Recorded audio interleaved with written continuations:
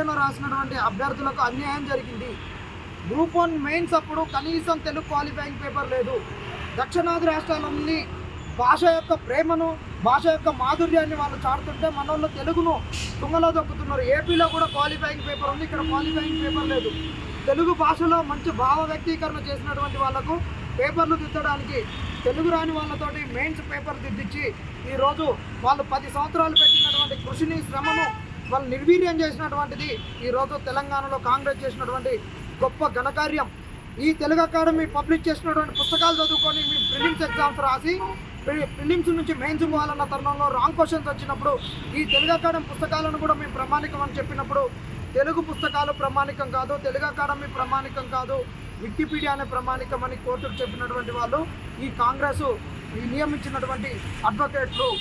మేమేమంటున్నామంటే ఈరోజు మాకు ఎక్కడ స్పందించినటువంటి ఈ కాంగ్రెస్ నాయకులు సీతక్కను అక్బరుద్దీన్ వైవసి గారు మీరు తెలుగు నేర్చుకోండి, మీరు హిందీ నేర్చుకోండి, ఉర్దూ నేర్చుకోండి, ఇంగ్లీష్ నేర్చుకోండి అనగానే మా సీతక్క అడవి బిడ్డ, అడవులలో పుట్టి వచ్చింది, ఆమెకు తెలుగు రావడం గొప్ప, ఆ బిడ్డ ఇక్కడికి రావడం గొప్ప.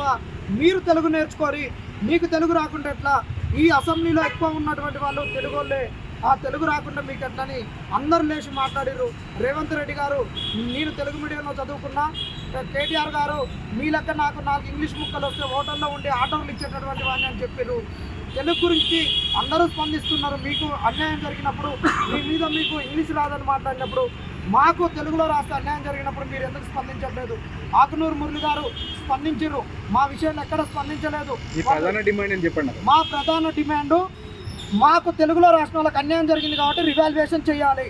తెలుగులో జరిగిన అన్యాయానికి మీరు మాకు మద్దతుగా ఉండాలి. ఈ న్యాయం జరిగేంత వరకు మాకు అండగా ఉండాలి. ఆకునూరు మురళి గారు మీరు సీతక్కకు అండగా ఉండి మాట్లాడారు, మా పక్షాన మాట్లాడాలి. అందుకే మీకు ఉగాది పంచాలు పంపిస్తున్నాం. ఈ పంచాలు కట్టుకొని పంచాంగం దగ్గర ఉండి రేపు భవిష్యత్తులో గ్రూప్ 1కు తెలుగులో రాస్తే ఏ విధంగా ఉంటుందో అడగండి. మీ రేవంత్ రెడ్డి గారిని కూడా ఆడ పంచాంగం చెప్పాలని మేము కోరుకుంటున్నాం.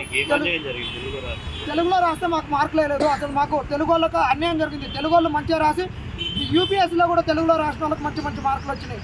కానీ అదే యూపీఎస్సీ రాసిన వాళ్ళు ఇక్కడ తెలుగులో గ్రూప్ 1 రాస్తే అసలు మార్కులే రాలేదు. కావాలంటే మేము ఎవిడెన్స్లు పెడతాం, కోర్టులో కేసులు వేసినాం, మీరు అక్కడ మాకు సహకరించండి.